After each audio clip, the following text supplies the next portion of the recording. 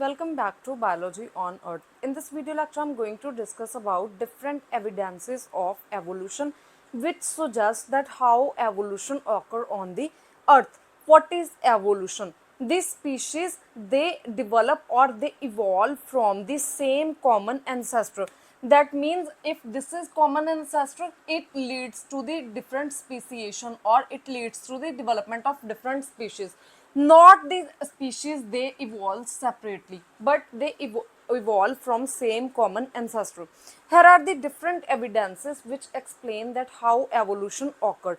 First evidence is on the basis of direct observation of evolutionary changes, जो कि directly हम observe करते हैं कि एवोल्यूशनरी चेंजेस किस हिसाब से हुई हैं.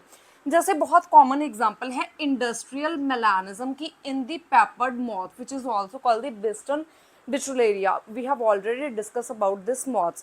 That before the industrial revolution, the tree trunks, they are lighter in color, and this peppered moth, they have two colors. One is light and another one is dark color. Now, when the light colored moths, they sit on tree trunks, they are not visible to the predators. So that's why their survivalship fitness increase, and this is how their number is increased. But when the dark colored moths, they sit on these tree trunks, they are easily visible to predators. So that's why predators attack them and their survivalship fitness and their number will decrease with this. But after industrial revolution, what happened? The industrial melanism occur in this peppered moth. What is this? The population always have different individuals, or we can say the individuals which are in same population, they have some sort of variations. So two colors in this moth, they are already present. So what happened with the industrial revolution? The tree trunk become dark with the help of smoke and different ashes from the industries. So what happened when the dark colored moths, they try to sit on this tree trunks, they are not visible to the predators. So this is how their survivalship rate and their number increase after the industrial revolution. And opposite happened with the light colored moths. When they sit on this dark tree trunk, they are easily visible to predators and predator attack them. So their survivalship fitness and their number decrease drastically. So natural selection always favor the individual which are having greater survivalship fitness, which are having greater reproductive potential and higher fitness. So that's why after industrial revolution, the dark colored moths, they have these three qualities. So that's why evolution occurred in such a way that the dark colored moths are evolved from the light colored moths. Second example is Grant and Grant. He observed the change in shapes of beaks of Darwin finches over the period of 2 years. So this is also the evidence of which is called the direct observation of evolutionary change. So this is the direct observation of evolutionary change that act as a evidence that how evolution happened. Second is evolution occurred on the basis of homology and development. Now what are the homologous organs? The homologous organs have common ancestors and similar embryonic development, but they differ in their appearance and functions because of the adaptation is different. So that's why the organs, they modify or function according to their adaptation. As in example of mammals, there are different type of mammals and they have differential habitat. So that's why their limb development is different in all of this. So first is whale. इसका जो habitat है ये water है और इसमें flippers present होते हैं. जो इसकी लिम्स हैं ये फ्लिपर्स में डेवलप होती हैं और जो फ्लिपर्स हैं ये स्विमिंग में हेल्प करते हैं. दूसरा है बैट. ये भी एक मैमल ही है, इसमें एरियल हैबिटेट है. ठीक है, तो इसकी जो लिम्स हैं ये इस तरीके से डेवलप हुई हैं कि इनके जो विंग्स में ये डेवलप हुई हैं which help in the flying. उसके बाद जो तीसरा है हॉर्स. इसका टेरेस्ट्रियल हैबिटेट है. इसकी जो लिम्स हैं they are develop from for running. उसके बाद ह्यूमन भी टेरेस्ट्रियल है. इसकी जो लिम्स हैं, जो 4 लिम्स हैं, they develop into hands which help in holding of different objects. उसके बाद अगर हम सेकेंड एग्जांपल की बात करें तो जो वर्टिब्रेट्स हैं, वर्टिब्रेट्स जिनमें वर्टिब्रल कॉलम प्रेजेंट होती है, अगर इनमें हम हार्ट के चैम्बर्स की बात करें तो सभी में डिफरेंट होते हैं. अब all are the vertebrates and their heart developed from the mesoderm, but still their hearts are different. So first of all, the fish have two chambered heart, with one auricle and one ventricle.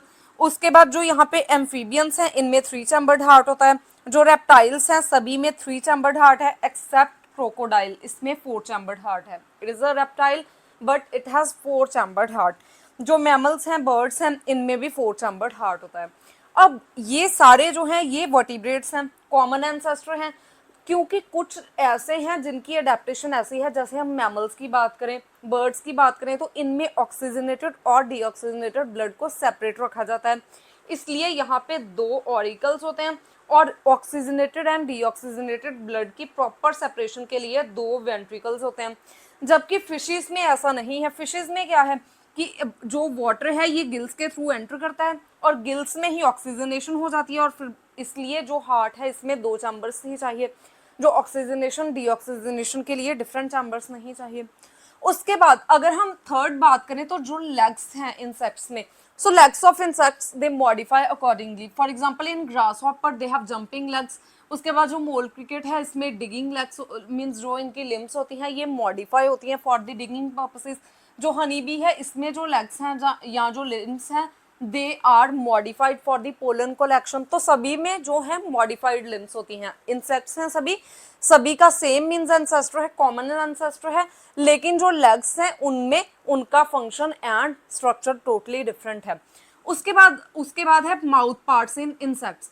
Now जो homology है it is also called the divergent evolution, और homology develop by the divergent evolution and adaptive radiation. सबसे पहले अगर हम divergent evolution की बात करें तो closely related groups they become more and more dissimilar, this is called the divergent evolution. जैसे हमने यहाँ पे बात की थी कि ये सारे मैमल्स ही हैं, लेकिन इनका हैबिटेट जो है ये डिफरेंट है। चाहे कि इनका कॉमन एंसेस्टर ही है, लेकिन इनका क्योंकि हैबिटेट डिफरेंट है तो लिम्स जो है ये डिफरेंट चाहिए, तो उसी हिसाब से उनकी जो लिम्स हैं ये मॉडिफाई हो गई हैं। तो इस टाइप के एवोल्यूशन को हम बोलते हैं divergent evolution. So homology occur by the divergent evolution. Second term is called the adaptive radiation. It means the evolution of 2 or more forms or 2 or more species from common ancestry. As in case of Darwin finches, they have common ancestors, but according to their habitat, their beak size or shape differ, which develop into different species. So this is the example of adaptive radiation. उसके बाद जो homology है, homology किस तरीके से develop होती है? सबसे पहले कुछ कॉमन एंसेस्टर्स हैं, जैसे एग्जांपल ले लो कि जो मैमल्स जो हैं इनके कॉमन एंसेस्टर्स होते हैं, बट जो मैमल्स हैं इनका हैबिटेट जो है ये डिफरेंट होता है। तो इसलिए क्या होता है कि इनकी अडेप्टेशन जो है ये डिफरेंट हैबिटेट में रहने के लिए होती है, जिसकी वजह से इनके जो ऑर्गन्स हैं ये अकॉर्डिंगली मॉडिफाई होते हैं उस जो हैबिटेट है उसमें अपने आप को अडेप्ट करने के लिए या एडजस्ट करने के लिए, और इस तरीके से होती है divergent evolution. So this is how the homology और डाइवर्जेंट एवोल्यूशन और we can say adaptive radiation occur from the common ancestors of different groups, either it can be mammals, insects or any other example as we have taken here. Second is called analogy. Now the analogous organs, they have similarity in their appearance and functions, but they have different embryonic development and they have different ancestors. Means जब 2 different organisms हैं और इनके different जो हैं ancestors हैं, but फिर भी इनके कुछ ऑर्गन्स जो हैं उनके फंक्शन और स्ट्रक्चर ऐसे लगते हैं कि जैसे सिमिलर ही हैं, तो इन्हें हम बोलते हैं एनालॉगस ऑर्गन्स। जैसे for example the wings of birds and insects. अब जो इंसेक्ट्स हैं ये इनवर्टिब्रेट्स हैं, बर्ड्स जो हैं ये मैमल्स हैं, मीन्स 2 डिफरेंट एंसेस्टर्स हैं, विंग्स बिल्कुल सेम ही लगते हैं, अपीयरेंस और फंक्शन दोनों का सेम है, तो ये हैं एनालॉगस ऑर्गन्स। उसके बाद fins in fish, dolphin and penguin limb. अब फिश क्या है, जो फिश कैटेगरी में आती है, डॉल्फिन मैमल है और पेंगुइन एक बर्ड है। तीनों जो हैं ये डिफरेंट एंसेस्टर्स हैं, बट जो इनकी फिन्स हैं सभी में सेम होती हैं और ये स्विमिंग में हेल्प करती हैं। मीन्स इनका जो स्ट्रक्चर है, अपीयरेंस है या फंक्शन है ये बिल्कुल सिमिलर है, but they are from the different ancestors. So that's why the fins in these fishes, dolphin and penguin limbs, they are the example of analogous organs. Then third is the bird wings and bat wings. They are example of both the homologous and analogous organs. at the birds and bats, they have common ancestors, so and they have common development, embryonic development, so that's why they are homologous. But and both of them, they have similar appearance and similar function, so that's why they are also analogous organs. Then second example of both homologous and analogous is flippers in whale and penguin limbs. Both of them are homologous because they have common ancestors and common embryonic development, so that's why we call them homologous organs. But both of them, they have similar appearance and similar function, so that's why they also called as the analogous organs. So these are the different examples of organs which show the homologous as well as analogous characteristics.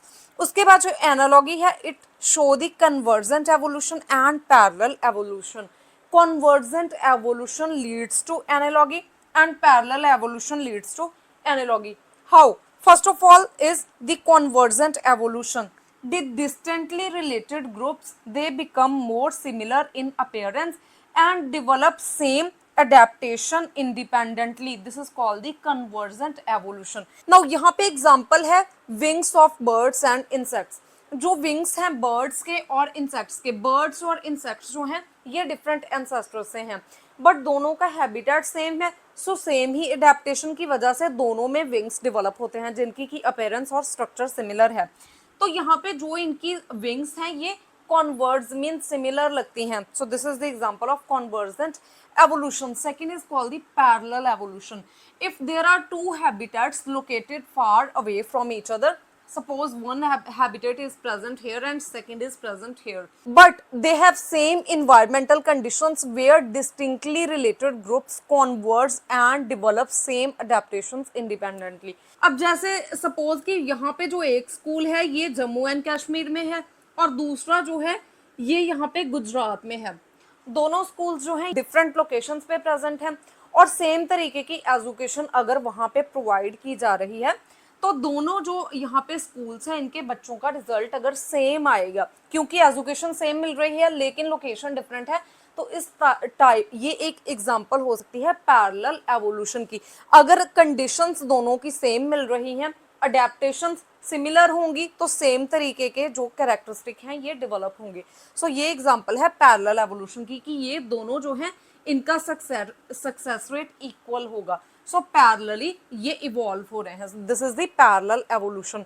उसके बाद जो यहाँ पे evidences of evolution में जो third evidence है ये हमें मिलता है वेस्टिजियल ऑर्गन से. वेस्टिजियल ऑर्गन्स कौन से होते हैं? Useless, degenerated, then remnants of organs which might have functional in past. जैसे अगर हम ह्यूमन में बात करें तो body hairs, then wisdom teeth, auricular muscle जो कि यहाँ पे ईयर के पिन्ने में प्रेजेंट होता है, जो कि इसकी ईयर के पिन्ने की मूवमेंट में हेल्प करता है, ये डिजनरेट हो चुका है. देन निक्टिडेटिंग मेम्ब्रेन ह्यूमंस में, ये सारे जो हैं ये ह्यूमंस में इनके रेमिनेंट्स प्रेजेंट हैं, ये सभी डिजनरेट हो चुके हैं. उसके बाद जो फोर्थ यहाँ पे एविडेंस है एवोल्यूशन का ये मिलता है from the fossil records which is also called the palaeontology और फ्रॉम द बायोजियोग्राफी. सो यहाँ पे जो फॉसल रिकॉर्ड्स हैं which is also called the palaeontology, the fossils are petrified remnants of the organism that live in past and they got preserved in sedimentary rocks, तो इन्हें हम बोलते हैं fossils. अब यहाँ पे जो फॉसल रिकॉर्ड्स हैं ये दो तरीके के होते हैं. एक तो है मिसिंग लिंक्स, मीन्स जो फॉसिल्स हमें मिलते हैं, जो ऑर्गेनिज्म अभी एक्सटिंक्ट हो चुके हैं लेकिन सेडिमेंट्री रॉक्स में से उनके फॉसिल मिले हैं, और ये जो है ये दो ऑर्गेनिज्म के बीच में लिंक है, मीन्स इनमें दोनों के कैरेक्टरिस्टिक प्रेजेंट होते हैं, तो इन्हें हम बोलते हैं missing link. So between the fish and amphibian the missing link is Ichthyostega. उसके बाद जो एम्फीबियंस एंड रेप्टाइल्स हैं इनमें जो मिसिंग लिंक है ये है सिमोरिया.